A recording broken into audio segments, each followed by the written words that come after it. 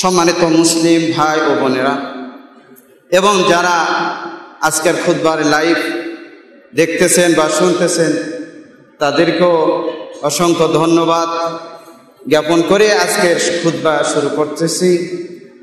আল্লাহ রাব্বুল আলামিনের কাছে তৌফিক চাই, আজকের যে বিষয় নিয়ে আলোচনা করব তার যেন স্পষ্টভাবে বুঝিয়ে দিতে পারি, সে তৌফিক আল্লাহর কাছে চাচ্ছি। ওয়া তৌফিক ইল্লা বিল্লাহ আলাইহি তাওয়াক্কালতু ওয়া ইলাইহি উনীব। সম্মানিত উপস্থিতি, আজকে আমি যে বিষয় নিয়ে আলোচনা করব তা হয়তো আপনারা ইতিপূর্বে অবগত হয়েছেন, তারপরেও বলছি, আজকের বিষয় হলো মৃত্যুর আগে প্রস্তুতি। মৃত্যুর আগে প্রস্তুতি আমরা সকলেই জানি, বা এটা জানারও বিষয় যে সকলকে মৃত্যুবরণ করতে হবে, কেউ রেহাই পাবে না। পৃথিবী সৃষ্টি লগ্ন থেকে আজ পর্যন্ত বিশ্বে অনেক শক্তিধর ব্যক্তির আগমন ঘটেছিল, একে একে সবাই বিদায় নিয়েছে। আমাকে আপনাকে সবাইকে বিদায় নিতে হবে, কিন্তু যিনি সৃষ্টি করলেন তাকে যদি না চিনি তাহলে পরকাল জীবনটা তার ব্যর্থ। আমরা জানি যে কয়েকটি জগতে আমরা পারাইতে হয়, তার মধ্যে একটি জগৎ রূহের জগৎ, যে জগতে আল্লাহ রাব্বুল আলামিন সকলকে জিজ্ঞেস করেছিলেন, আলাস্তু বিরাব্বিকুম, আমি কি তোমাদের রব নই?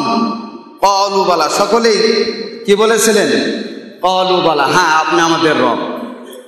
কিন্তু এই জগৎ ওই সময় মনে ছিল যে সৃষ্টিকর্তা একজন আছে। তারপরে মায়ের জগতে আসলাম। মায়ের জগতে আসার পরে 4 মাস পার হওয়ার পরে সেখানে আল্লাহ রাব্বুল আলামিন একটা ফেরেশতা প্রেরণ করেন। এসে তার 4টি বিষয় লেখা হয়, তার মধ্যে তার জীবন, কবে সে মৃত্যুবরণ করবে, তার রিজিক লেখা হয়, তার হায়াত মওত লেখা হয়, এবং সে সৌভাগ্যবান না সে দুর্ভাগ্যবান হবে, এই বিষয়টা লেখা হয়ে যায়। এই একটা মায়ের পেটের জগৎ, 9 মাস বা 9.5 মাস পেটে থাকতে হয়। তারপরে এই জগৎ পাড়ি দিয়ে আরেকটি জগতে আমি আসলাম, সে জগৎ দুনিয়ার জগৎ। এই জগতেই পরীক্ষা আমাদের। আল্লাহ বলছেন, আল্লাযী খালাকাল মাউতা ওয়াল হায়াতা লিয়াবলুয়াকুম আইয়ুকুম আহসানু আমালা। আল্লাহ বলছে, আমি তোমাদেরকে জীবন দিয়েছি, আবার মৃত্যু দেব। কেন? তোমাদের মধ্যে কে ভালো আমল করতে পারে, জিনিসটা খেয়াল করবে। আমল করতে, আইয়ুকুম আহসানু আমালা, কোন দিক দিয়ে ভালো? অর্থনৈতিক দিয়ে, সৌন্দর্যের দিয়ে, ক্ষমতার দিক দিয়ে না, এখানে বলছে আইয়ুকুম আহসানু আমালা, আমলের দিক দিয়ে কে সর্বশ্রেষ্ঠ। তাহলে এতে আমরা জানতে পারলাম দুনিয়ার জীবনে আমলের কি জগৎ, কে ভালো কে মন্দ করবে তার ফলাফল আবার পাওয়া যাবে কোথায়? পরকাল। পরকাল বলতে মৃত্যুর সাথে সাথে আমার পরকাল শুরু হয়ে যায়।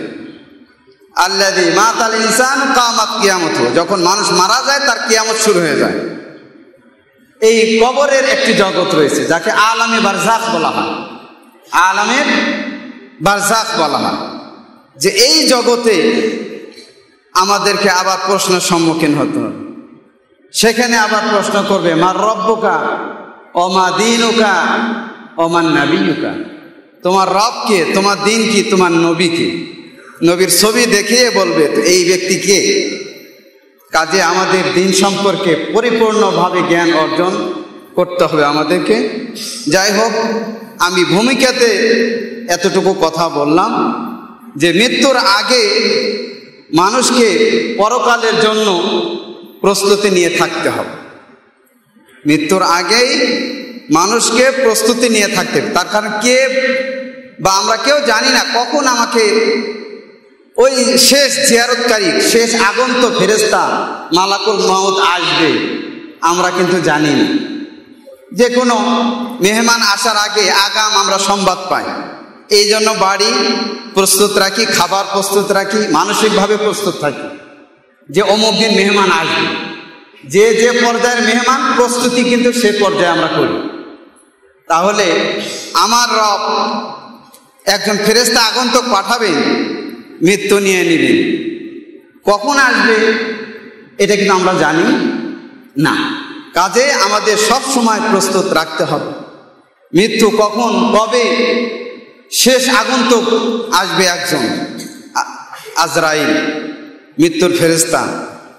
এই ফেরেশতা যখন সাক্ষাৎ করবে তখন কিন্তু আর কোনো ছাড় নাই।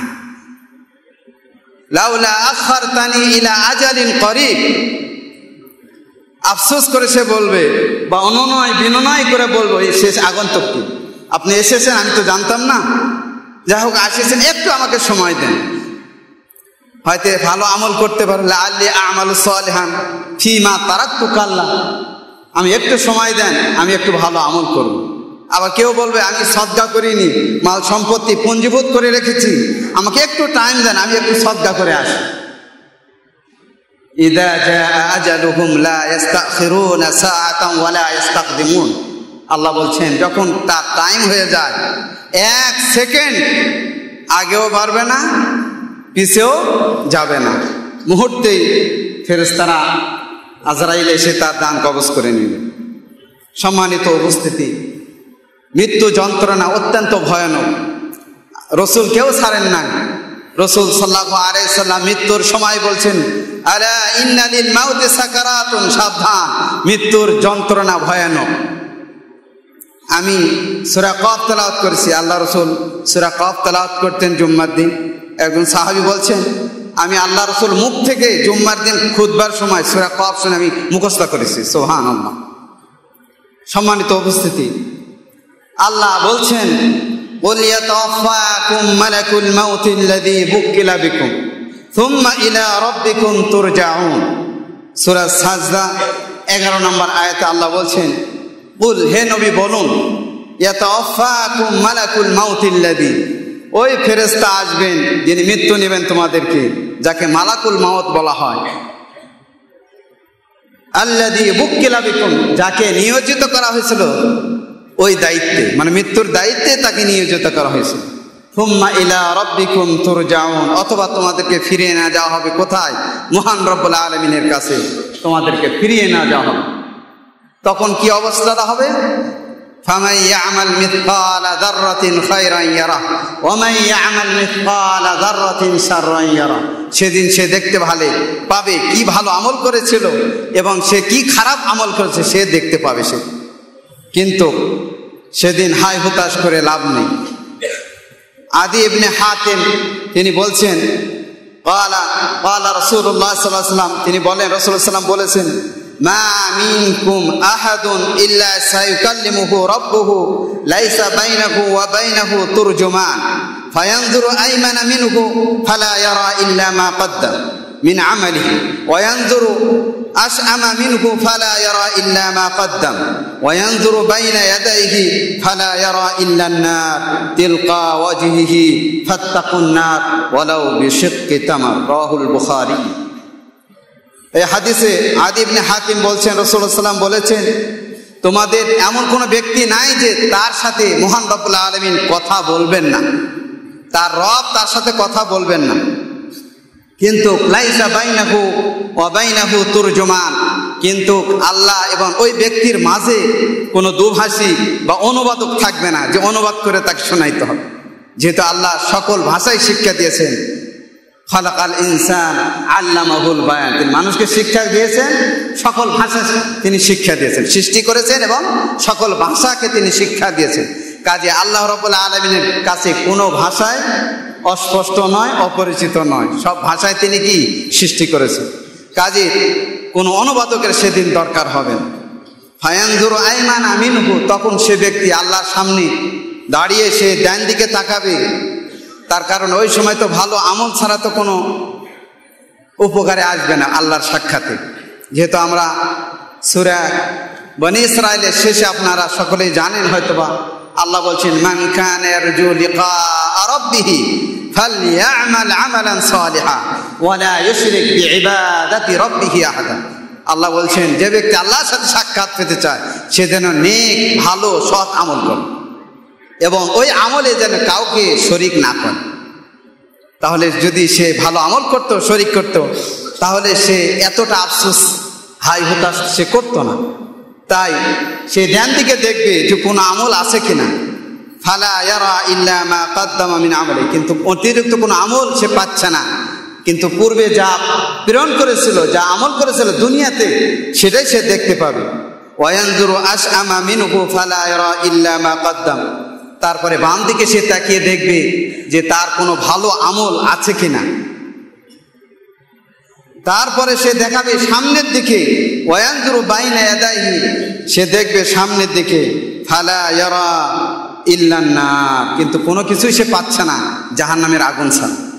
তারপরে আল্লাহ রাসূল বলছেন ফাত্তাকুন নার ওয়ালাউ বিশিক্কি তামার, এই যে আগুন সে দেখতে পাবে পরকালে, এই আগুনকে তোমরা ভয় করো, যদিও একটি খেজুর দানা দেওয়াও হলো, একটা খেজুর কাউকে দিয়ে হলেও তোমরা কি জাহান্নামের আগুন থেকে মুক্ত হওয়ার জন্য। অন্য হাদিসে এসেছে ওয়ালাউ বিকালিমাতিন তয়্যিবা, যদি একটি সৎ বাক্য, ভালো বাক্যের মাধ্যম দেওয়া হলেও কি করো, তোমরা জাহান্নাম থেকে বাঁচার জন্য চেষ্টা করো। তাহলে এখানে পরকালের প্রস্তুতি আমরা কিছুটা আজ করতে পেরেছি। তাই মৃত্যুর আগেই পরকালের পাথেয় সংগ্রহ করতে হবে আমাদের, মৃত্যুর আগেই পরকালের পাথেয় সংগ্রহ করতে হবে প্রত্যেক ব্যক্তিকে। যে ব্যক্তি আশা করে যে আমি আল্লাহর সাথে ভালো অবস্থায় সাক্ষাৎ করব। তাই আল্লাহ রাব্বুল আলামিন কোরআনে সূরা হাশরে বলছেন, ইয়া আইয়ুহাল্লাযীনা আমানুত্তাকুল্লাহ, ইয়া আইয়ুহাল্লাযীনা আমানুত্তাকুল্লাহ ওয়া তানজুর নাফসুম মা কদ্দামাত লিগাদিন ওয়াত্তাকুল্লাহ। আল্লাহ বলছেন হে মুমিনগণ, তোমরা আল্লাহকে ভয় করো। তারপরে বলছেন ওয়াল তানজুর নাফসুম মা কদ্দামাত, আগামীকালের জন্য সে কি পাঠিয়েছে, অগ্রিম কি সৎ আমল পাঠিয়েছে, প্রত্যেক আত্মার চিন্তা করার দরকার, ভেবে দেখার দরকার, প্রত্যেককেই ভাবার কথা আল্লাহ বলছেন এখানে। ওয়াল তানজুর নাফসুম, নাফস মানে আত্মা, জীবন, ব্যক্তি, প্রত্যেক ব্যক্তিকেই ভাবা উচিত যে আগামীকালের জন্য আমি কি পড়া, লিগাদ, গদান মানে আগামীকাল। তার কারণ মৃত্যু আগামীকালকেই বলা হয়েছে, এখন তো আর মৃত্যু নেই, কিন্তু সামনে যেটা মৃত্যু তাকে আগামীকাল বলা হয়েছে। তারপরে আদা বলছেন ওয়াত্তাকুল্লাহ, তোমরা আল্লাহকে ভয় করো। তার এখানে ভয় করার কথা দুইবার বলা হয়েছে, ভয় করার কথা, আল্লাহকে ভয় করাটা দুইবার বলা হয়েছে। তারপরে বলছেন ইন্নাল্লাহা খাবীরুম বিমা তা'মালুন, নিশ্চয় আল্লাহ রাব্বুল আলামিন যা কিছু তোমরা করো ভালো মন্দ, গোপনে প্রকাশ্যে এবং অপ্রকাশ্যে, দুইজনে মিলে, একজনে মিলে, অথবা সব মানুষের সামনে, সব কিছু আল্লাহ রাব্বুল আলামিন খবর রাখেন, সব কিছুর খবর রাখেন। তারপরে আল্লাহ বলছেন ওয়ালা তাকুনু কাল্লাযীনা নাসুল্লাহা ফাআনসাহুম আনফুসাহুম উলাইকা হুমুল ফাসিকুন। আল্লাহ বলছেন তারপর আয়াতে যে তোমরা ওই ব্যক্তিদের মতো হয়ে যায় না যারা আল্লাহকে ভুলে আছে, তোমরা ওই ব্যক্তির মতো হয়ে যায় না যারা আল্লাহকে ভুলে আছে। ফাআনসাহুম আনফুসাহুম, ফলে আল্লাহ রাব্বুল আলামিন তাদেরকে আত্মভোলা করে দিয়েছেন। আচ্ছা, কেউ অপরকে কেউ চিনতে, সে আল্লাহকে চিনতে পারে না, এই ধরনের অবস্থা তার করে দিয়েছে। উলাইকা হুমুল ফাসিকুন, আর তারাই হলো পাপাচার ব্যক্তি, এরাই প্রকৃত পাপাচার ব্যক্তি, যারা আল্লাহকে চিনে নাই, নিজেকে ভুলে আছে, আল্লাহকে ভুলে গিয়েছে, তারাই হলো পাপাচার। কাজে পাপাচার থেকে আমাদের সাবধান অবলম্বন করতে হবে। আব্দুল্লাহ ইবনে উমর রাদিয়াল্লাহু তাআলা আনহু প্রায় এই কথাটা বলতেন মানুষের সামনে, নিজে নিজে, কাউকে সাক্ষাৎ হলেই তিনি বলতেন। قال আব্দুল্লাহ ইবনে উমর রাদিয়াল্লাহু তাআলা আনহু বলেন, ইযা আমসাইতা ফালা তানতাযিরিল মাসা ওয়া ইযা আসবাহতা ফালা তানতাযিরিস সাবাহ। আল্লাহ রাসূল সাল্লাল্লাহু আলাইহি ওয়াসাল্লামের প্রখ্যাত সাহাবী আব্দুল্লাহ ইবনে উমর অত্যন্ত ধার্মিক ব্যক্তি ছিলেন, অসংখ্য হাদিসের তিনি রাবী। তিনি বলছেন যখন তুমি সন্ধ্যা করবে, ফালা তানতাযিরিস সাবাহ, তুমি সকালের অপেক্ষা করিও না। আর যখন ওয়াইদা আসবাহাতা ফালা তানতাযিরিল মাসা, আর যখন সকাল করবে আর সন্ধ্যাকালীনের সময়ের অপেক্ষা করো না। ওয়াখুয মিন সিহহাতিকা লিমারাদিক, আর তোমার সুস্থতাকে সৎ ব্যবহার করো, সুস্থতাকে কাজে লাগাও, অসুস্থ আসার পূর্বে। যখন অসুস্থ এসে যাবে তখন অনেক ভালো কাজ করতে ইচ্ছা করা সত্ত্বেও সে পারবে না। কাজে অসুস্থতা আসবে কখন এটাও মানুষ জানে না। কাজে অসুস্থ আসার পূর্বে সুস্থ অবস্থায় কাজে লাগাও। তারপরে বলতেছেন ওয়ামিন হায়াতিকা লিমাউতিক, আর তোমার জীবনকে মৃত্যুর জন্য পাথেয় সংগ্রহ করে নাও। তোমার যৌবনকালে পাথেয় সংগ্রহ করে নাও লিমাউতিক, তোমার মৃত্যুর জন্য। মানে মৃত্যু যখন এসে যাবে তখন কেউ সহযোগী থাকবে না। কাজে তোমার একমাত্র আমলই সহযোগী থাকবে। কাজে এখানে আব্দুল্লাহ ইবনে ওমর সুন্দর নসিহত করে গেলেন। আর আল্লাহ রাসূল বলছেন নি'মাতানি মাগবুনুন ফীহিমা কাসীরুম মিনান নাস আস-সিহহাতু ওয়াল ফারাগ। আল্লাহ রাসূল সাল্লাল্লাহু আলাইহি ওয়াসাল্লাম বলছেন দুটি নিয়ামত অত্যন্ত গুরুত্বপূর্ণ নিয়ামত, বড় নিয়ামত, কিন্তু অধিকাংশ মানুষ এই দুটি নিয়ামতের ব্যাপারে অমনোযোগী, গাফেল, তার ব্যাপারে কোনো ভ্রুক্ষেপ করে না। আর সেই দুইটি নিয়ামত হলো আস-সিহহাতু ওয়াল ফারাগ। একটা হলো সুস্থতা আর একটা হলো অবসর। সুস্থতা এবং অবসর। মানুষ যখন ব্যস্ত থাকে অনেক কিছু করার সেই ইচ্ছা পোষণ করে, কিন্তু সে করতে পারে না টাইমের স্বল্পতার কারণে। কিন্তু যে অবসর যখন পেয়ে যায় ছুটি, তখন ঘুমের মধ্যে হোক যে কোনো বিনোদনের মধ্যে সে কাটিয়ে দেয়। আবার যখন ব্যস্ততা আসে তখন আবার স্মরণ করে, আমার সময়টা অনর্থক বাইর করলাম, এই করতে চাইছিলাম, ওই করতে চাইছিলাম, কিছুই তো হলো না। কাজে শয়তানের প্ররোচনা সবসময় থাকবে মানুষের সাথে। এই শয়তানকে পরাস্ত করতে পারলেই আপনি সাকসেস। মৃত্যুর আগের প্রস্তুতি হিসাবে যে বিষয়গুলি আমাদের করতে হবে কয়েকটি পয়েন্ট নিয়ে আলোচনা করব। সেটা হলো 10টি পয়েন্ট। 10টি বিষয় যদি আমরা মনোযোগের সাথে শুনে আমল যদি করতে পারি তাহলে আপনার পরকাল অত্যন্ত আনন্দদায়ক হবে, সফল কাম হবেন। আপনি পরকালে গিয়ে কোথাও আপনার আশঙ্কা থাকবে না, না কবরে, না পরকালে কিয়ামতের মাঠে, না হাসরে, না ফুলসরাতে। সুন্দরভাবে আপনি জান্নাতে যেতে পারবেন ইনশাআল্লাহ। সম্মানিত উপস্থিতি, এই 10টি প্রস্তুতি মৃত্যুর আগে। তার মধ্যে 1 নম্বর হলো দিন সম্পর্কে জ্ঞান অর্জন করা। দিন সম্পর্কে, ইসলাম সম্পর্কে জ্ঞান অর্জন করতে হবে। যেহেতু আল্লাহ রাসূল সাল্লাল্লাহু আলাইহি ওয়াসাল্লাম বলছেন তালাবুল ইলমি ফারিদাতুন আলা কুল্লি মুসলিমিন, রাওয়াহু ইবনে মাজাহ। ইবনে মাজাহর হাদিস, সহিহ হাদিস। তিনি বলছেন দিন শিক্ষা করা প্রত্যেকটা মুসলমানদের জন্য ফরজ। দিন শিক্ষা করা প্রত্যেকটা মুসলমানদের জন্য ফরজ। তার কারণ কবরে আপনাকে প্রশ্ন করবেই, ওমা দীনুকা, তোমার দিন কি? তখন দিন সম্পর্কে যদি না জানি তাহলে তো আমার উত্তর দিতে পারলাম না, তাহলে ব্যর্থ হলাম। ব্যর্থ ফলাফল যেটা সেটাই আপনি পাবেন। সম্মানিত উপস্থিতি, অনুরূপভাবে যে কোনো বিষয়ের পূর্বে জ্ঞান অর্জন করতে হবে আমাদের। সালাত পড়ব, সালাতের বিষয় আগে জানতে হবে। নামাজের রুকন কয়টি, নামাজের ওয়াজিব কয়টি, এগুলো বিষয় জানেন। জাকাত আপনি দিবেন, জাকাতের বিষয় অবশ্যই আপনাকে জানতে হবে। কাকে জাকাত দিবেন, কতটুকু পরিমাণ হলে আপনার উপর জাকাত ফরজ। হজে যাচ্ছেন, হজের খুঁটিনাটি বিষয় আপনাকে জানা কি অবশ্যই দরকার। তারপর অসংখ্য হাজী সাহেবেরা আছেন, রুকন কয়টি কোনো বিষয় জানে না, ইচ্ছাকৃতভাবে অনেক দেখা যাচ্ছে রুকন ছেড়ে দিয়েছে অথবা ছেড়ে দিয়েছে ওয়াজিব, কিন্তু সে আলহাজ হিসাবে চলে এসেছে বাংলাদেশে, কিন্তু আল্লাহর নিকটে সে আলহাজ লেখাইতে পারে। অসংখ্য হাজি দেখা যায় যে আরাফার ময়দানে নির্দিষ্ট সীমার মধ্যে থাকতে হবে। দেখা যায় অসংখ্য হাজিরা ওই আরাফাতের মাঠের বাইরে বসে আসে। এভাবে যখন হজ মৌসুম আমি গেলাম, অসংখ্য লোক একবারে মাগরিবের পূর্ব মুহূর্তে, তখন বলছে আমরা তো জানি না বাবা এটা যে আরাফার সীমানার মধ্যে পড়ে নাই। তা আমাদের লেখা দেখেন না, ওখানে লেখাই তো আছে, বাংলা দেয়াল আছে, উর্দু দিয়ে লেখা আছে, আরবি দিয়ে লেখা আছে, ইংলিশ দিয়ে লেখা আছে, তারপরেও হুঁশ হচ্ছে না। আপনি দ্রুত ভিতরে যান, অন্যথা হজ হবে না। যেহেতু আল হাজ্জু আরাফা, আল্লাহ রাসূল বলছে হজটাই কি আরাফা। তাহলে ওই যে ব্যক্তি না জানার কারণে সে ভুল করতেছিল। অসংখ্য এরকম ব্যক্তি অনেক আছে, আরাফার বাইরে বসে থেকে আসে, বলতে হজ হয়ে গেছে। সম্মানিত উপস্থিতি, তাই ইমাম বুখারী রাহিমাহুল্লাহ তিনি বলছেন, একটি অধ্যায় রচনা করেছেন, একটি পরিচ্ছেদ, আল ইলমু ক্বাবলা আল কাওল ওয়াল আমাল। তিনি বলছেন কথা বলা এবং আমলের পূর্বে জ্ঞান অর্জন করা, ওই বিষয়ে জানা ফরজ, কর্তব্য, ওয়াজিব।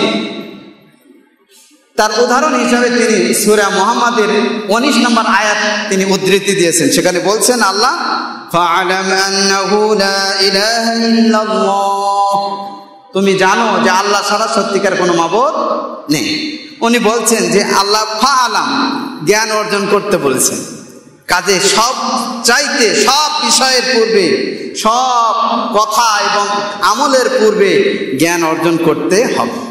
এখন জ্ঞান, এলেম কাকে বলা হয়?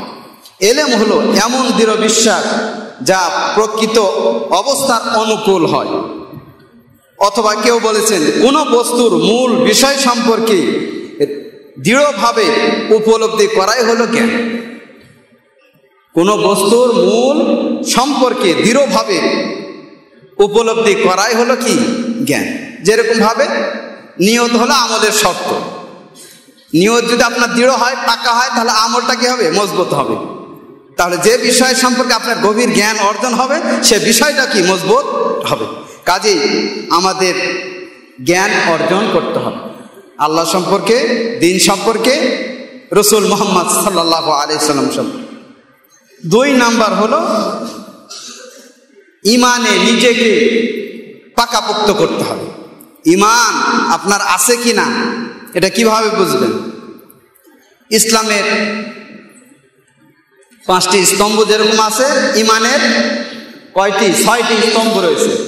একদা জিবরিল আলাইহিস সালাম মানুষ রূপে এসে আল্লাহ রাসূলের কাছে বসে জিজ্ঞেস করলেন, মান ঈমান, ঈমানটা কি? তখন আল্লাহ রাসূল সাল্লাল্লাহু আলাইহি সাল্লাম বললেন, আন তুমিনা বিল্লাহি ওয়া মালাইকাতিহি ওয়া কুতুবিহি ওয়া রুসুলিহি ওয়াল ইয়াউমিল আখির ওয়া তুমিনা বিল কদরি খাইরিহি ওয়া শাররিহি। রাওয়াহু মুসলিম। জিবরিল আলাইহিস সালাম আল্লাহ রাসূলের কাছে মানুষ রূপে এসে জিজ্ঞেস করলেন, ঈমান কাকে বলে? আখবিরনি ইয়া মুহাম্মদ মাল ঈমান, আমাকে সংবাদ দিন, আপনি বলুন ঈমান কাকে বলা হয়। তখন আল্লাহ রাসূল বললেন, তুমি বিশ্বাস স্থাপন করবে আল্লাহর প্রতি, বিশ্বাস স্থাপন করবে ফেরেশতাদের প্রতি, বিশ্বাস স্থাপন করবে তার কিতাবের প্রতি, বিশ্বাস স্থাপন করবে তার রাসূলদের প্রতি, বিশ্বাস স্থাপন করবে পরকালের প্রতি, আর বিশ্বাস বা ঈমান রাখবে তাকদীরের প্রতি, খাইরিহি ওয়া শাররিহি, তার ভালো এবং মন্দ।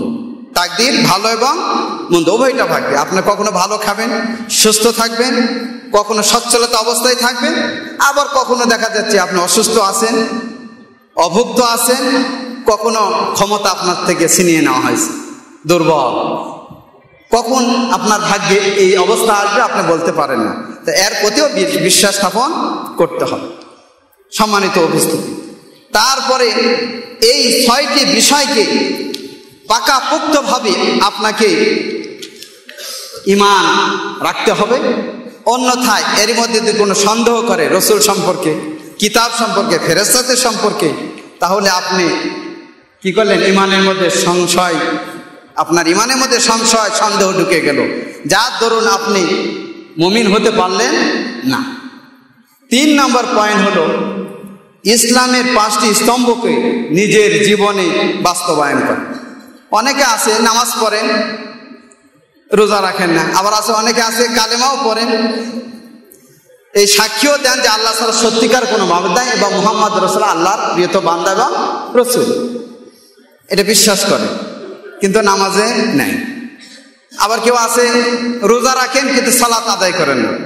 আবার কেউ আছে নামাজও পড়েন, ঈমানও আছে, আবার যাকাত আদায় করেন না সঠিকভাবে। আবার কেউ আছে যাকাতও আদায় করেন কিন্তু হজ করেন, তার সময় মিলে না। তো এই ইসলামের 5টি স্তম্ভকে পুঙ্খানুপুঙ্খানুভাবে আপনার জীবনে বাস্তবায়ন করতে হবে। তবে যাকাত আর হজ ধনীদের ব্যাপার, যার উপর খরচ হয়েছে যাকাত তাকে যাকাত দিতে হবে। অনুরূপভাবে যার উপর হজ ফরজ তাকে হজ করতে হবে।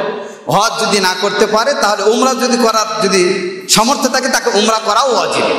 জীবনে একবার উমরা করাও ওয়াজিব যদি সামর্থ্য হয়। হজের ফরজ নয়, হজের সামর্থ্য নেই কিন্তু উমরা করতে পারবে, এই যখন অর্থ তার আছে তাকে অবশ্যই উমরা আদায় করতে হবে। ইসলাম সম্পর্কে জিবরিল আলাইহিস সালাম পরক্ষণে জিজ্ঞাসা করলেন, মাল ইসলাম, ইসলামটা কি? তখন আল্লাহ রাসূল বললেন, আনতা শাহাদা আল্লা ইলাহা ইল্লাল্লাহ, তুমি সাক্ষ্য দিবে যে আল্লাহ ছাড়া সত্যিকার কোনো মাবুদ নাই, ওয়া আন্না মুহাম্মাদার রাসূলুল্লাহ, আর মুহাম্মদ হলেন আল্লাহর রাসূল, ওয়া তুকিমাস সালাহ, নামাজ প্রতিষ্ঠা করবে, ওয়া তুতিয়াজ যাকাত, যাকাত আদায় করবে, ওয়া তাসুম রমাদান, রমজান মাসে রোজা রাখবে, সিয়াম রাখবে, ওয়া তাহুজ্জাল বাইতা ইন ইসতাতা ইলাইহি সাবিলা, আর হজ আদায় করবে বাইতুল্লাহ যেটা মক্কায় অবস্থিত, যদি তোমার যাওয়ার পথেও যদি তোমার থাকে, যদি সমর্থবান হও, অর্থনৈতিক শারীরিক দুটাই সমস্যা, এবং রাস্তার জন্য নিরাপত্তা যদি পাও, এই তিনটা শর্ত সাপেক্ষে যদি সমর্থ হয়ে যায় তাহলে তাকে অবশ্যই হজ করতে হবে। এই হজ আদায় করা, যাকাত দেওয়া, নামাজ প্রতিষ্ঠা, রমজানের সিয়াম রাখা পুঙ্খানুপুঙ্খানুভাবে মানুষের জীবনে বাস্তবায়ন করতে হবে। এর যদি ত্রুটি করে তাহলে সে ক্ষতিগ্রস্ত হলো, পরকালে ক্ষতিগ্রস্ত সে হবে। সম্মানিত উপস্থিতি, 4 নম্বর পয়েন্ট, সৎ কর্মশীল হও। শুধু আপনি ঈমান আনলেন, ইসলামও মনে প্রাণে বিশ্বাস করেন, মাঝে মাঝে পড়েন, যাকাতও দেন, হজও করেন, সব কিছুই করেন, কিন্তু সঠিকভাবে সৎকর্মশীল এখনো হইতে পারেন না। তাই সৎকর্মশীল হইতে হবে। আল্লাহ রাব্বুল আলামিন তাই বলছেন, বালা মান আসলামা ওয়াজহাহু লিল্লাহি ওয়া হুয়া মুহসিনুন ফালাহু আজরুহু ইনদা রাব্বিহি ওয়ালা খাউফুন আলাইহিম ওয়ালা হুম ইয়াহজানুন। আল্লাহ রাব্বুল আলামিন বলছেন, বালা মান আসলামা ওয়াজহাহু লিল্লাহ, যে ব্যক্তি নিজের মাথাকে সমর্পণ করেছেন আল্লাহর নিকট, যে ব্যক্তি আল্লাহর জন্য নিজের জীবনকে সমর্পণ করে দিয়েছেন, ওয়া হুয়া মুহসিন, এমন তো অবস্থায় সে সৎ ব্যক্তি, সৎ কর্মশীল, সৎ আমল করেন। আল্লাহর সমর্পণ হলেই হবে না, সব কিছু আমার সঁপে দিলাম কিন্তু আমি নামাজ পড়লাম না, সৎকর্ম করলাম না, তাহলে তো আপনি ওই বিশ্বাসের ঘাটতি থেকে গেল আপনার। কাজেই যে ব্যক্তি আল্লাহর জন্য নিজেকে সঁপে দিল, এমন অবস্থাতে সৎকর্মশীল, ফালাহু আজরুহু ইনদা রাব্বিহি, তার জন্য রয়েছে তার রবের নিকট পুরস্কার, ওয়ালা খাউফুন আলাইহিম ওয়ালা হুম ইয়াহজানুন, এবং তার উপর কোনো ভয় নেই, সে চিন্তিতও হবে না কাল কিয়ামতের দিন, পরকালে কি অবস্থা হবে এ ধরনের কোনো টেনশন তার করতে হবে না। তাই আল্লাহ অন্য আয়াতে বলেন, ইন্নাল্লাযীনা ক্বালু রাব্বুনাল্লাহ থুম্মা ইসতাকামু তাতানাজ্জালু আলাইহিমুল মালায়েকা আল্লা তাখাফু ওয়া লা তাহজানু ওয়া আবশিরু বিল জান্নাতিল্লাতী কুনতুম তুআদুন। আল্লাহ বলছে, ইন্নাল্লাযীনা ক্বালু রাব্বুনাল্লাহ, যারা বলে আমাদের রব প্রতিপালক মহান আল্লাহ, থুম্মা ইসতাকামু, অথবা এর উপর সে অটল থাকে, সৎকর্মশীল হিসাবে অটল থাকে,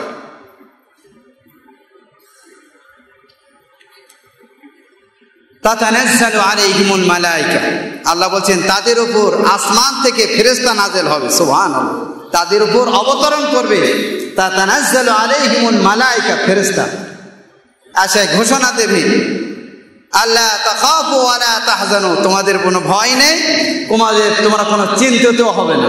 মৃত্যুর সময়ও বলবে, কাল কিয়ামতের দিন সিংহায় ফুৎকাতে সকলে যখন উঠবে তখনও বলে দিবে তোমাদের কোনো ভয়ের টেনশনের কোনো কারণ। আল্লাহ তাখাফু ওয়া আবশিরু বিল জান্নাহ, আর তোমরা সুসংবাদ নাও দুনিয়া থেকে, মৃত্যুর সময় বলবে, বিল জান্নাতিল্লাতী কুনতুম তুআদুন, সেই জান্নাতের যে জান্নাতের ওয়াদা তোমাদেরকে দেওয়া হয়েছিল এই সৎকর্মশীল হওয়ার কারণে, সুবহানাল্লাহ।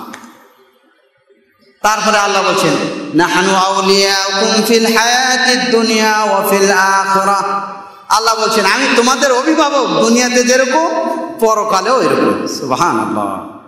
নাহনু আউলিয়াউকুম ফিল হায়াতিদ দুনিয়া ওয়া ফিল আখিরাহ। ওলি, ওলি মানে কি? অভিভাবক। আমরা তো পৃথিবীর বুকে ওলি বানি কার? মানুষকে। যে মানুষ আপনার আগের পিছের কিছুই জানে না, যে মানুষ আপনাকে কোনো বিপদ থেকে উদ্ধার করার সে সামর্থ্য রাখে না, কিন্তু মহান রব্বুল আলামিন কি সে সামর্থ্য রাখে সব কিছু করার। তাকে ওলি বানাইলেই তো হয়, তাকে ওলি গ্রহণ করলেই তো হয়। আল্লাহ বলছেন, নাহনু আউলিয়াকুম ফিল হায়াতিদ দুনিয়া ওয়া ফিল আখিরাহ, আমি দুনিয়ার জিন্দেগি তোমাদের ওলি অভিভাবক, যেরকম রক্ষণাবেক্ষণ করেছি, দেখাশোনা করেছি, পরকালেও তোমাকে দেখা করবো, কবরেও তোমার কোনো ভয়ের কোনো কারণ নেই, এবং কাল কিয়ামতের দিনও না। ওয়ালাকুম ফিহা মা তাশতাহি আনফুসুকুম ওয়ালাকুম ফিহা মা তাদউন, তোমাদের জন্য রয়েছে তোমাদের মন যা চায়, তোমরা যা কিছু ইচ্ছা করো, ইচ্ছা পোষণ করো, সেটাই তোমরা পাবে পরকালে। কাজেই এই মহান রব্বুল আলামিনকে ওলি অভিভাবক হিসাবে গ্রহণ করলে দুনিয়াতে আমার কোনো টেনশনের কোনো আসবে না, এবং পরকালে আমার কোনো ভয় ভীতি কোনো শঙ্কা আমার থাকবে না। তারপরে আল্লাহ রব্বুল আলামিন অন্য একটি আয়াতে বলছেন, মান আমিলা সালিহাম মিন যাকারিন আও উনসা ওয়া হুয়া মুমিনুন ফালানুহইয়ান্নাহু হায়াতান তাইয়্যিবা ওয়া লানাজজিয়ান্নাহুম আজরাহুম বিআহসানি মা কানু ইয়ামালুন। আল্লাহ রাব্বুল আলামিন বলছেন, যে ব্যক্তি সৎ আমল করবে, চাই সে নারী হোক, চাই সে পুরুষ হোক, চাই সে ছেলে হোক, চাই মেয়ে হোক, ওয়া হুয়া মুমিনুন, সে মুমিন, মুমিন অবস্থায় যে ব্যক্তি ভালো আমল করবে নারী এবং পুরুষের মধ্যে থেকে, ফালানুহইয়ান্নাহু হায়াতান তাইয়্যিবা, আল্লাহ বলছেন আমি তাকে উত্তম জীবন দান করব, হায়াতান তাইয়্যিবা, পবিত্র জীবন দান করব তাকে, আর তাকে আমি প্রতিদান দিব আজরাহুম বিআহসানি মা কানু ইয়ামালুন, সর্বোত্তম প্রতিদান, যে আমল সে করেছে তার বিনিময়ে আমি সর্বোত্তম প্রতিদান তাকে দিব। সুবহানাল্লাহ। সম্মানিত উপস্থিতি, তাই শরে আকীদা আর তাহাবিয়াতে একটি আয়াত নিয়ে এসেছেন ইমাম ইবনে তাইমিয়া, সেখানে তিনি বলেছেন, ইলাইহি ইয়াসআদুল কালিমুত তাইয়্যিবু ওয়াল আমালুস সালিহু ইয়ারফাউহু, একটি আয়াত নিয়ে সেখানে বলছেন যে এখানে সৎ আমলের গুরুত্ব বুঝাইছেন তিনি, যে ইলাইহি ইয়াসআদুল কালিমুত তাইয়্যিবু, কালিমুত তাইয়্যিবু, আল্লাহ রাব্বুল আলামিনের নিকট ভালো কালেমা মানে ভালো বাক্য উঠে যায়। কালিমুত তাইয়্যিব বলতে কোরআন তেলাওয়াত, জিকির, দোয়া, লা ইলাহা ইল্লাল্লাহ পড়া ইত্যাদি, একে কালিমুত তাইয়্যিব বলা হয়। এটা হলো আল্লাহর নিকট উঠে যায়। তারপরে বলছেন ওয়াল আমালুস সালিহু ইয়ারফাউহু, আর সৎ আমল হলো এই জিকির, আজকার, দোয়া, কোরআন তেলাওয়াত, এটা উঠায় নিয়ে যায়। অর্থাৎ সৎ আমল যদি আমি না করি, আপনার জিকির, দোয়া, কালেমা ইত্যাদি আর উঠে যাবে না আল্লাহর কাছে, দুনিয়াটাই থেকে যাবে, এর কোনো মূল্যই দেওয়া হবে না। তাই বলা হয়েছে যে সৎ আমল ছাড়া এই কালেমা তৈয়বের কোনো উপকারিতা নেই। কাজে তিনি এই আয়াত নিয়ে এসে বলছেন যে নেক আমল কবুল হবে না, না, নেক আমল গ্রহণ হবে না আল্লাহর দরবারে যদি জিকির, আজকার এগুলা যদি আমরা করি, সৎ আমল যদি না করি। সৎ আমলের সাথে জিকির, আজকার, কোরআন তেলাওয়াত ইত্যাদির সম্পর্ক।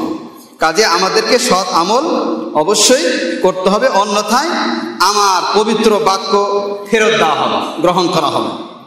5 নম্বর পয়েন্ট হলো সৎ কর্ম ও আমল শিরক ও বেদাত মুক্ত হওয়া চাই। সৎ কর্ম যেটা করলাম এটা শিরক ও বেদাত মুক্ত হতে হবে। আল্লাহ রাব্বুল আলামিন তাই বলেন, ওয়া'বুদুল্লাহা ওয়া লা তুশরিকু বিহি শাইআ, তোমরা আল্লাহর ইবাদত করো, সৎ কর্মশীল হও, কিন্তু তার সাথে শিরক করিও না, তার ইবাদতে যে শিরক করিও না। শিরক মানে কি? আল্লাহর ইবাদতে কাউকে অংশীদার স্থাপন করা, এটাই হলো শিরক। অনুরূপভাবে আল্লাহ বলছেন মান আমিলা, আল্লাহ রাসূল বলছেন মান আমিলা আমানান লাইসা আলাইহি আমরুনা ফাহুয়া রাদ্দুন, যে ব্যক্তি এমন আমল করিল যেটা আমার কোনো স্বীকৃতি নেই, আমার কোনো আদেশ নেই, আমার কোনো আমল নেই, ফাহুয়া রাদ্দুন, এরা হলো পরিত্যাজ্য।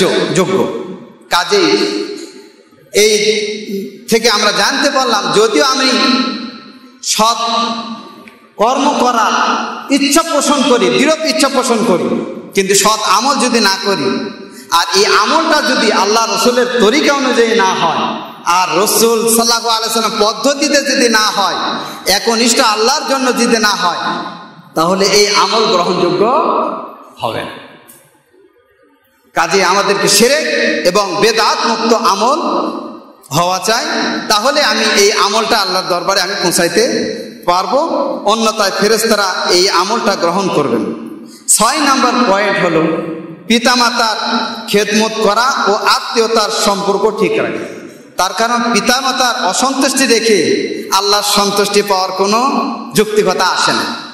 যেহেতু আল্লাহ রাব্বুল আলামিন তার ইবাদতকে পিতামাতার সাথে সদাচরণকে একত্রিত করেছেন। কিভাবে? আল্লাহ সূরা বনী ইসরাঈল আল্লাহ বলতেছেন, ওয়াকাযা রাব্বুকা আল্লা তা'বুদু ইল্লা ইয়্যাহু ওয়া বিল ওয়ালিদাইনি ইহসানা। মহান রব্বুল আলামিন ফয়সালা করে দিচ্ছেন যে তোমরা একমাত্র আল্লাহর ইবাদত করিবে আর তোমাদের পিতা মাতার প্রতি সদাচরণ করিবে। কি করতে হবে? আল্লাহর ইবাদত করার সাথে সাথে পিতা মাতারও সন্তুষ্টি রাখতে হবে, তাদের ভালো মন্দ সব কিছু আমাদের দেখভাল করতে হবে। আল্লাহ রাব্বুল আলামিন তারপরে বলতেছেন, ওয়াবিল ওয়ালিদাইনি ইহসানা ইম্মা ইয়াবলুগান্না ইনদাকাল কিবারা আহাদুহুমা আও কিলাহুমা ফালা তাকুল লাহুমা উফ। যদি তাদের উভয়ে অথবা তাদের কেউ একজন যে বৃদ্ধ বয়সে উপনীত হয়, তার কারণ বৃদ্ধের বয়সের কথা এই জন্য বলা হচ্ছে, বৃদ্ধকালে তারা নিরুপায় হয়ে যায়, সে মুখাপেক্ষী সন্তানের খেদমত নেওয়ার এই অবস্থায়। ওই বৃদ্ধ অবস্থার আগে পিতামাতা অনেক সময় নিজে সচ্ছল, অর্থনৈতিকভাবে শারীরিকভাবে সে অতটা মুখাপেক্ষী হয়নি। এই কারণে আল্লাহ রাব্বুল আলামিন বিশেষভাবে বার্ধক্যের কথা এখানে উল্লেখ করেছেন। যদি তারা অথবা উভয়ে অথবা তাদের কেউ পিতামাতা যদি সেই বয়সে বার্ধক্যে উপনীত হয়ে যায়, ফালা তাকুল লাহুমা উফ, তাদের খেদমত করতে যে, তাদের অধিকার আদায় করতে যে তুমি উহ শব্দ বলতে পারবে না। শব্দ তো শব্দ আমরা বলি না অনেক সময়, ইস এই সময় এমন আদেশ, আমি অফিসে যাওয়ার টাইম, অথবা এমন অমুক কাজ করতেছি, এই শব্দগুলো ব্যবহার করা যাবে না। আদবের সহিত বলতে হবে যে বাবা আম্মু এখন অফিসের টাইম হয়েছে, আমি কারো দায়িত্ব দিয়ে যাচ্ছি, অথবা একটু পরে করলে হয় না। এই ধরনের সুন্দর আচরণের মাধ্যমে তাকে বোঝাইতে হবে। ওয়ালা তাকুল লাহুম ওয়ালা তানহারহুমা, আর তোমরা তাদের ধমকের কোনো আচার ব্যবহার তোমরা করিও না। ওয়ালা তানহারহুমা, তাদেরকে ধমক দেওয়া যাবেই না। তার আগে শব্দ বলতে নিষেধ করেছেন, তারপরে ধমকের ব্যাপার আছে। অনেকে আছে রুট ব্যবহার করে, খারাপ ব্যবহার করে, বা তার মেজাজ অন্যরকম, সব কিছুকে আল্লাহ পর্যবেক্ষণ করে তাকে নিষেধ করেছে। ওয়াকুল লাহুমা কাওলান কারীমা, আর তাদেরকে সুন্দর কথা বলো, নরম ব্যবহার করো। ওয়াকফিদ লাহুমা জানাহা যুল্লি মিনার রাহমা, আর তোমাদের অনুগ্রহের 2 হাত তাদের জন্য সম্প্রসারিত করো, সবসময় খোলা। যখন যেটা চাবে, যখন যেটা তোমার তার প্রয়োজন বোধ করবে, সেটাই খেদমত করার জন্য তুমি কি প্রস্তুত হও। এটা মৃত্যুর আগেই আপনাকে করতে হবে। যার কারণে রাসূল সাল্লাল্লাহু আলাইহি ওয়াসাল্লাম বলছেন, তোমার পিতামাতা হলো তোমার জান্নাত অথবা তোমার জাহান্নাম। তোমার পিতামাতা হলো তোমার জান্নাত অথবা জাহান্নাম। কাজে সাবধানতা অবলম্বন করতে হবে। 2 নাম্বার হলো, তারপরে এখানে আরেকটা বিষয় বললাম, আত্মীয়তার সম্পর্ক অটুট। আল্লাহ বলছে ওয়াতিদাল কুরবা হাক্কা, তুমি আত্মীয়তার হক তুমি আদায় করে দাও। তারপর আল্লাহ মান কানা ইউমিনু বিল্লাহি ওয়াল ইয়াউমিল আখির ফালইয়াসিল রাহিমা। আল্লাহ বলছেন, যে ব্যক্তি আল্লাহর প্রতি বিশ্বাস করে, পরকালের প্রতি যে বিশ্বাস করে, সে যেন আত্মীয়তার সম্পর্ক অটুট রাখে। আমি মুমিন, আমি সালাত করি, আমি সিয়াম রাখি, আমি যাকাত দিই, আমি হজ করি, কিন্তু আমার প্রতিবেশীর সাথে আমার ভালো সম্পর্ক নেই। এই ধরনের থাকাটা আপনি মনে করছেন আপনার আমল খুব গ্রহণযোগ্য হবে, এতে আপনার আমলের গ্রহণীয়তা কি হয়ে যাবে? দুর্বল হয়ে যাবে। কাজে আপনাকে অবশ্যই আত্মীয়তার সম্পর্ক অটুট রাখবে। সম্মানিত উপস্থিতি, 7 নাম্বার পয়েন্ট হলো, টাইম শেষ পর্যায়ে, স্বামী স্ত্রীর পরস্পর ও সন্তানদের অধিকার যথাযথ আদায় করে। স্বামী স্ত্রী পরস্পর অধিকার যদি আদায় না করে, তাহলে পরকালে আপনাকে পস্তাতে হবে। একজন আরেকজনের হক রয়েছে, স্ত্রীর হক আপনার উপর রয়েছে, আপনার হক স্ত্রীর উপর রয়েছে। অনুরূপভাবে আপনার বার্ধক্য অবস্থায় যেরকম আপনার হক সন্তানদের থেকে আদায় করতে চাবেন, আর সন্তানদের হক আপনাকে আদায় করে দিতে হবে। সন্তানদের হক উদাহরণস্বরূপ বলি, যে জন্মের সাথে সাথে তাকে জন্মের আগেও কিছু অধিকার আছে, সৎ মা নির্বাচন করতে হবে আপনাকে, সৎ মা নির্বাচন করতে হবে আপনাকে, সন্তানের অধিকার এটা, সৎ মা অর্থাৎ সৎ স্ত্রী আপনাকে নির্বাচন করতে হবে। 2 নম্বর, পেটে আসার পরে মায়ের যে অধিকার রয়েছে স্ত্রীর, তাকে খাবার দিতে হবে, তাকে বাসস্থান, বস্ত্র, সব কিছু অধিকার একজন স্ত্রী পাবে। মহারানা যদি বাকি থাকে সেটা সঠিকভাবে আদায় করে দেন মৃত্যুর আগেই। সম্মানিত উপস্থিতি, অনুরূপভাবে পুরুষেরও কি হক রয়েছে স্ত্রীর উপর, স্ত্রীকে সেটা সঠিকভাবে আদায় করতে হবে। একজন স্বামী, আল্লাহ রাসূল কি বলছেন, যদি মানুষকে সেজদা করা যদি জায়েজ হতো তাহলে স্ত্রীদেরকে, মেয়েদেরকে বলে দিতাম স্বামীকে সেজদা করতে। কত বড় অধিকার দেখছেন। কিন্তু এটা, এই অধিকার একমাত্র আল্লাহর প্রাপ্য। সেজদা করার অধিকার কার? একমাত্র আল্লাহর প্রাপ্য। কাজে এর দ্বারা আল্লাহ রাসূল বোঝাইতে চেয়েছেন যে স্ত্রীর উপর স্বামীর অনেক অধিকার রয়েছে। লিররিজালি কাওয়ামুনা আলান নিসা, পুরুষের কর্তৃত্ব রয়েছে মহিলাদের উপর। তার কারণ তাকে বাসস্থান, অন্ন, বস্ত্র, চিকিৎসা সব কিছু তাকে দিতে হচ্ছে। কাকে? একজন স্বামীর উপর ফরজ, স্ত্রীর উপর কিন্তু স্বামীকে চালানো ফরজ নয়।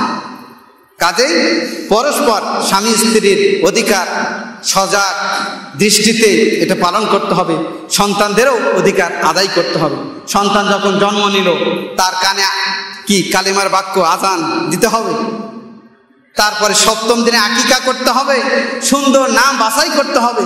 তারপরে যখন 7 বছর হয়ে যাবে তখন তাকে শিষ্টাচার, নামাজ, সালাত ইত্যাদি তাকে শিক্ষা দিতে হবে। এটা কার? সন্তানদের অধিকার পিতার উপর রয়েছে।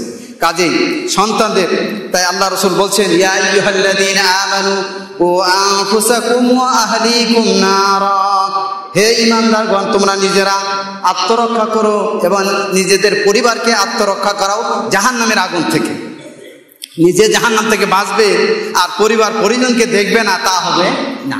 প্রত্যেকেই যাতে আমরা বাঁচতে পারি, একজন স্বামীর উপর স্ত্রীর অধিকার আছে, সন্তানদের অধিকার আছে, এগুলা সঠিকভাবে যদি আমরা আদায় করতে পারি তাহলে আমরা জাহান্নাম থেকে বাঁচতে পারবো। একজন বেঁচে যাবে না আর একজনকে ছাড়বে। কাল কিয়ামতের দিন পিতা মাতাকে লক্ষ্য করে বলবেন, রব্বানা আরিনাল লাযাইনা আযাল্লানা মিনাল জিন্নি ওয়াল ইনস, মানুষ এবং জিনের মধ্যে যারা আমাকে পথভ্রষ্ট করেছে তাদেরকে দেখাও, তাদেরকে দেখাও। দেখতে চাবে তারা, চাবে কেন? যাদের কারণে আমি আজকে জাহান্নামী হয়েছি তাদেরকে আমি কি দেখবো না? তাদেরকে আমি পাও দিয়ে মোড়াবো। নাজআলহুমা তাহতা আকদামিনা লিয়াকুনা মিনাল আসফালিন, পায়ের নিচে আমি তাকে গড়াগড়ি করাবো এবং অপমান অপদস্থ করব, যাতে করে তারা সর্বনিম্ন শ্রেণীর ব্যক্তি হয়ে যায়। সম্মানিত উপস্থিতি, তারপরে আল্লাহ রাসূল বলছেন, কুল্লুকুম রাঈন ওয়া কুল্লুকুম মাসউলুন আন রাঈয়াতিহি, প্রত্যেকটা ব্যক্তি দায়িত্বশীল আর প্রত্যেকটা ব্যক্তির দায়িত্ব সম্পর্কে আল্লাহ কাল কিয়ামতের দিন জিজ্ঞাসা করবে। আর রাজুলু রাঈন ফি আহলিহি, একজন ব্যক্তি তার পরিবারের কর্তা, তাকে তার কর্তৃত্ব সম্পর্কে তাকে জিজ্ঞাসা করবে, তোমার কর্তৃত্ব কতটুকু তুমি সৎ ব্যবহার তুমি করেছো। ওয়াল মারআতু রাঈয়াতুন ফি বাইতি যাওজিহা ওয়া হিয়া মাসউলাতুন আন রাঈয়াতিহা, একজন মহিলা সে দায়িত্বশীল তার স্বামীর বাড়ি, স্বামীর ধন সম্পত্তি দেখাশোনা, তার ছেলে মেয়েদেরকে দেখাশোনা করার দায়িত্ব কার? একজন স্ত্রী। সেই জিজ্ঞাসিত হবে কাল কিয়ামতের দিন, সে মাসউল হবে কাল কিয়ামতের দিন তার দায়িত্ব সম্পর্কে, সে কতটুকু সে দায়িত্ব পালন করেছে। রাওয়াহুল বুখারী। সম্মানিত উপস্থিতি, তারপর 8 নম্বর পয়েন্ট হলো সুখ স্বাচ্ছন্দ্যের সময় আল্লাহর কৃতজ্ঞতা প্রকাশ করা এবং বিপদে ধৈর্য ধারণ করা। অনেকে আসে সুখে যখন থাকি তখন আল্লাহর কৃতজ্ঞতা, আল্লাহর যে অনুগ্রহ এটা আমরা ভুলে যাই। যেরকম ভাবে কারুন ভুলে গিয়েছিল, তাকে বলা হলো আহসিন কামা আহসানাল্লাহু ইলাইক, তুমি মানুষের উপর অনুগ্রহ করো যেভাবে আল্লাহ তোমার উপর অনুগ্রহ করেছে। কৃতজ্ঞতা প্রকাশ করার জন্য তাকে বলা হয়েছিল, কিন্তু সে কৃতজ্ঞতা প্রকাশ করে না। আত্মগর্বে সে মানুষের সাথে আচার ব্যবহার করত, আত্মগৌরবে সে চলাফেরা করত। আল্লাহর এই গৌরব এটা আল্লাহ মেনে নিতে পারেনি, কাজে তাকে দুনিয়াতে তার ধন সম্পত্তি সব সহ তাকে ডাবিয়ে দিয়েছে। কাজেই সুখ স্বাচ্ছন্দ্যের সময় আল্লাহকে স্মরণ করতে হবে বেশি বেশি এবং বিপদের সময় ধৈর্য ধারণ করতে হবে। আল্লাহ রাব্বুল আলামিন এই নিয়ামত সম্পর্কে, সুখ স্বাচ্ছন্দ্য এটাও একটা বড় নিয়ামত। আল্লাহ বলছেন সুম্মা লাতুসআলুন্না ইয়াওমাইযিন আনিন নাঈম, অতঃপর তোমরা অবশ্যই জিজ্ঞাসিত হবে সেই দিন, যেদিন আল্লাহ রাব্বুল আলামিন তোমাদেরকে মৃত্যুবরণ করে পরকালে নিয়ে যাওয়া হবে। কি সম্পর্কে? আনিন নাঈম, নিয়ামত সম্পর্কে। নিয়ামা বহু বছর হলো নিয়াম, নাঈম সম্পর্কে জিজ্ঞাসা করা হবে, মানে কি নিয়ামত সম্পর্কে। ভালো স্ত্রী, এটাও বড় নিয়ামত, তাকে পর্দাশীল কিভাবে রাখতে পেরেছে। একটা আপনার চোখ আছে, এটাও বড় নিয়ামত, চোখ দ্বারা আপনি অনেক কিছুই দেখতে পেরেছেন। আপনার হাত সুস্থ আছে, পা সুস্থ আছে, পুরো বডি সুস্থ আছে, অর্থনৈতিক আপনাকে দিয়েছেন আল্লাহ, সব কিছু এটা নিয়ামত। আপনি বড় আলেম হয়েছেন, এটা নিয়ামত। একজন আপনি ডক্টর হয়েছেন, আপনি বড় নিয়ামত। একজন প্রকৌশলী হয়েছেন, একজন বড় নিয়ামত। সরকারি দায়িত্ব পেয়েছেন, এটা বড় নিয়ামত। রাষ্ট্রপ্রধান হয়েছেন, এটা বড় নিয়ামত। কাজেই এই নিয়ামতের শুকরিয়া কখন হবে? যদি সঠিকভাবে যে দায়িত্ব আছে তার দায়িত্ব যদি সঠিকভাবে পুঙ্খানুপুঙ্খ আদায় করি, তাহলে সে কৃতজ্ঞতা প্রকাশ করলো আল্লাহ। অন্যথায় সে ধরা খেয়ে যাবে, অন্যথায় দুর্নীতির দায় সে ধরা খেয়ে যাবে। আমানতের খেয়ানত করা, অনুরূপভাবে আত্মসাৎ করা, কোনো কিছু, এটাই দুর্নীতি। কাজেই আমাদের সুখ স্বাচ্ছন্দ্যে সময় আল্লাহর কৃতজ্ঞতা প্রকাশ করতে হবে, বিপদে ধৈর্য ধারণ করতে। তাই একটি হাদিস আল্লাহ রাসূল সাল্লাল্লাহু আলাইহি সাল্লাম বলছেন, আজাবান লিআমরিল মুমিন ইন্না আমরাহু কুল্লাহু খায়র ওয়া লাইসা যাকা ইল্লা লিলমুমিন। আল্লাহ রাসূল সাল্লাল্লাহু আলাইহি সাল্লাম বলছেন, ওই মুমিনের জন্য আশ্চর্যের ব্যাপার, ওই মুমিনের জন্য আশ্চর্যের ব্যাপার যে তার প্রত্যেকটা বিষয়ই কল্যাণকর। একজন মুমিনের সব বিষয়টি কল্যাণকর, উপকার। কিভাবে?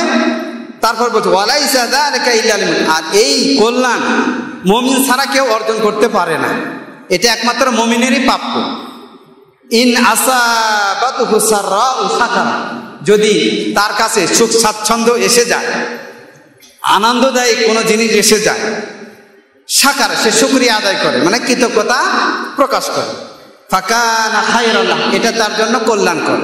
যেহেতু সুখ স্বাচ্ছন্দ্য নিয়ামত এসেছে, সে আল্লাহ শুকরিয়া আদায় করছে, কৃতজ্ঞতা, আলহামদুলিল্লাহ। অথবা যদি কোনো কাউকে দেওয়ার বা কোনো দায়িত্ব পেয়ে যায়, তাহলে এটা সঠিকভাবে আদায় করাই হলো শুকরিয়া, এটা তার জন্য মঙ্গলজনক। ওয়া ইন আসাবাতুহু দাররা সাবারা ফাকানা খায়রাল লাহু, যদি তার কাছে অকল্যাণ কিছু পৌঁছে, বিপদ আপদ, অসুখ ইত্যাদি বিপদ আপদ যেগুলো আছে, পরীক্ষা স্বরূপ আছে, সাবার, সে ধৈর্য ধারণ করে, ফাকানা খায়রাল লাহু, এটাও তার জন্য মঙ্গলজনক। সম্মানিত উপস্থিতি, 9 নাম্বার হলো আল্লাহর পথে মানুষকে দাওয়াত দেওয়া।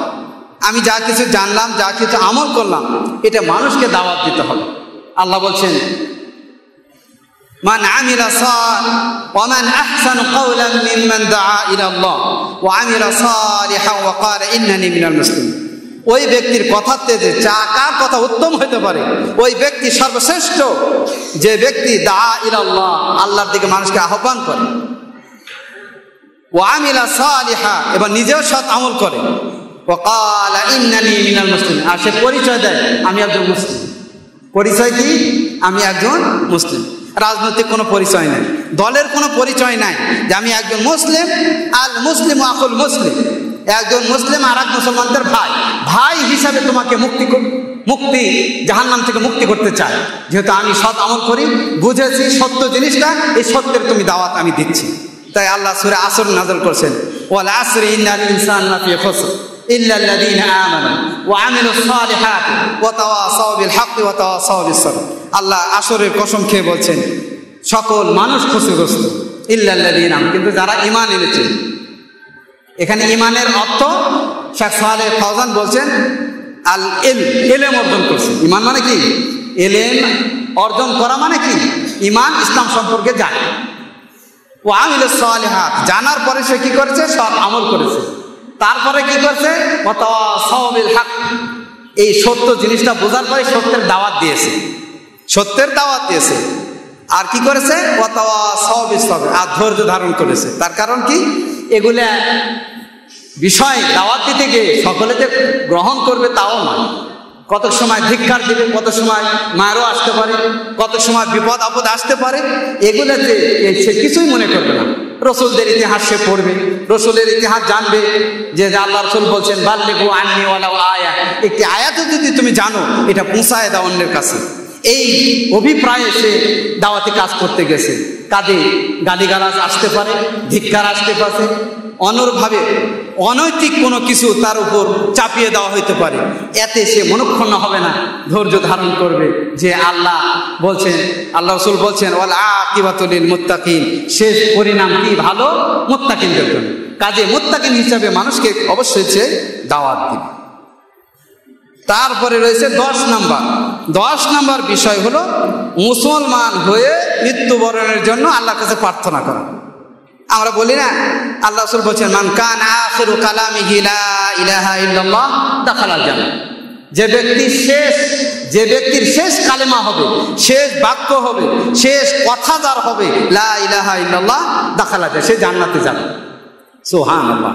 তাহলে মুসলিম হিসাবে মৃত্যুবরণ করা বড়ই সৌভাগ্যের ব্যাপার। কাজে এই জন্য দোয়া করতে হবে, যেরকম ভাবে ইউসুফ আলাইহিস সালাম দোয়া করেছিলেন। সূরা ইউসুফের 10 নম্বর আয়াতে এই আয়াতটা এসেছে, তিনি এভাবে দোয়া করেছিলেন ফাতিরাস সামাওয়াতি ওয়াল আরদি আনতা ওয়ালিয়্যি ফিদ দুনিয়া ওয়াল আখিরাহ তাওফানি মুসলিমান ওয়া আলহিকনি বিস সালিহিন। হে আসমান জমির সৃষ্টিকর্তা, আনতা ওয়ালিয়্যি ফিদ দুনিয়া ওয়াল আখিরাহ, আপনি আমার দুনিয়া এবং পরকালের অভিভাবক। তাওফানি মুসলিমান, আমাকে মুসলমান হিসেবে মৃত্যুবরণ করাও। ওয়া আলহিকনি বিস সালিহিন, আর নেককার সৎ ব্যক্তিদের সাথে আমার সাক্ষাৎ করাও। সুবহানাল্লাহ। এই সৎকার ব্যক্তি কারা? যেটা আল্লাহ অন্য আয়াতে ব্যাখ্যা করেছেন, উলাইকা মান নাবিয়্যিনা ওয়াস সিদ্দীকিনা ওয়াশ শুহাদা'i ওয়াস সালিহিন। তারা কারা? নবী, তারা সিদ্দিক, তারা শুহাদা এবং সালিহিন। এই 4 শ্রেণীর সর্বোত্তম শ্রেষ্ঠ ব্যক্তি মুসলমানদের মধ্যে, এদের সাথে তুমি আমাদের সাক্ষাৎ করো। সুবহানাল্লাহ। কাজে আল্লাহ রাসূল সাল্লাল্লাহু আলাইহি ওয়াসাল্লাম বলছেন আল্লাহুম্মা আলহিকনি বির রাফিকিল আলা, আল্লাহ রাসূল দোয়া করতেন, আল্লাহ সর্বোচ্চ বন্ধুর সাথে আমাকে সাক্ষাৎ করো। কাজে এই দোয়াটা অবশ্যই প্রত্যেকটা মুসলমানদের পড়া উচিত। ফাতিরাস সামাওয়াতি ওয়াল আরদ আনতা ওয়ালিয়্যি ফিদ দুনিয়া ওয়াল আখিরাহ তাওফানি মুসলিমান ওয়া আলহিকনি বিস সালিহিন, তাওফানি মুসলিমান ওয়া আলহিকনি বিস সালিহিন। সূরা ইউসুফের 10 নম্বর আয়াত। এ বলে আজকের খুতবা ইতি টানতেছি। আল্লাহ রাব্বুল আলামিন আমরা যা কিছু আলোচনা করলাম, যা কিছু শুনলাম, এতে আমাদের নিজেদের জীবনে বাস্তবায়ন করতে পারি, আল্লাহ এই তৌফিক দান করুন। এই 10টি পয়েন্ট যদি আমরা নিজেদের জীবনে বাস্তবায়ন করি, ইনশাআল্লাহ আমরা পরকালে আশা করব ভালো কল্যাণ কিছু। আল্লাহ আমাদের তৌফিক দান করুন। আকুলু কাওলি হাযা ওয়া আস্তাগফিরুল্লাহ লি মিন কুল্লি যামিন ফাস্তাগফিরুহু ইন্নাহু হুয়াল গফুরুর রহিম। আলহামদুলিল্লাহ والصلاة والسلام على رسول الله أما بعد أعوذ بالله من الشيطان الرجيم إن الله وملائكته يصلون على النبي يا أيها الذين آمنوا صلوا عليه وسلموا تسليما اللهم صل على محمد وعلى آل محمد كما صليت على إبراهيم وعلى آل إبراهيم إنك حميد مجيد اللهم بارك على محمد وعلى آل محمد كما باركت على إبراهيم وعلى آل إبراهيم إنك حميد مجيد। সম্মানিত উপস্থিতি, দিন সম্পর্কে, আল্লাহ সম্পর্কে, রসূল সম্পর্কে জ্ঞান অর্জনের জন্য সহিহ আকীদার লেখকদের বই আপনারা পড়বেন। শেখ আব্দুর রাজ্জাক বিন ইউসুফের বই আপনারা অবশ্যই পড়বেন, আরও অন্যান্য লেখকদের বই পড়বেন। অন্যভাবে আমিও এই দিন শিক্ষা সিরিজ নামে 8টি বই লিখেছি, তার মধ্যে 5টি 6টি প্রকাশিত, আপাতত উপস্থিত 3টি বই রয়েছে। আপনারা এগুলো নেওয়ার সংগ্রহ করার জন্য চেষ্টা করবেন, গেটে পাবেন। তার মধ্যে একটা হলো আল কোরআনের জ্ঞান বিজ্ঞান, অসংখ্য বিষয়, খুঁটিনাটি বিষয়, যেটা প্রশ্ন আসে আপনার অনেক, যে তথ্যটা পাওয়া সম্ভব হয় না, সেগুলো খুঁটিনাটি বিষয়ে আপনি পাবেন ইনশাআল্লাহ। 2 নম্বর হলো নেক ও আদর্শ সন্তান গড়ার উপায়, কিভাবে আদর্শ সন্তান বানাবেন এই বিষয়ে বই লেখা, এবং সুন্দর নাম শুনুন। প্রায় 2000-এর মতো নাম রয়েছে। কোরআনের কোন শব্দ দ্বারা নাম রাখতে পারবেন তাও আমি উল্লেখ করেছি আয়াত নাম্বার। আর একটি বই রয়েছে সহিহ সালাত দোয়া, সহিহ কালেমা সালাত দোয়া শিক্ষা, তাওহীদ সম্পর্কে আলোচনা হয়েছে। সঠিকভাবে কিভাবে নামাজ পড়বেন, কিভাবে দোয়া করবেন, আল্লাহর কাছে প্রার্থনা, সঠিক নিয়ম দেওয়া আছে। আপনারা ওখানে সময় দিন শিক্ষা সিরিজ নাম দিয়ে 1, 2, 3 এভাবে 8টা বই লেখা হয়েছে। তার মধ্যে 5টা বাহির হয়েছে, তার মধ্যে 2টা শেষ হয়েছে, 3টা আছে আপাতত। আর আরেকটা বই হলো মরণের আগে ও পরে, যে বইয়ের নাম দিয়েছি কবরের 3টে প্রশ্ন তার উত্তর, এটা ছাপা হচ্ছে, অচিরে পেয়ে যাবেন ইনশাআল্লাহ।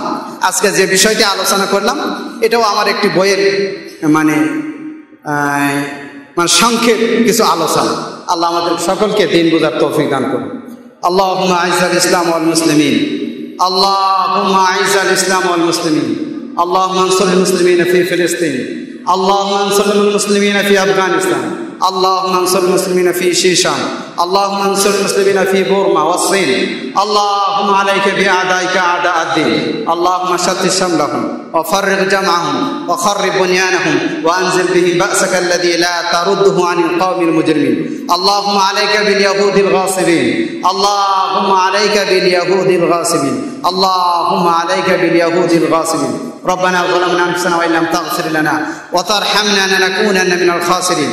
ربنا آتنا في الدنيا حسنة وفي الآخرة حسنة وقنا عذاب النار. ربنا لا تؤاخذنا إن نسينا واخطأنا.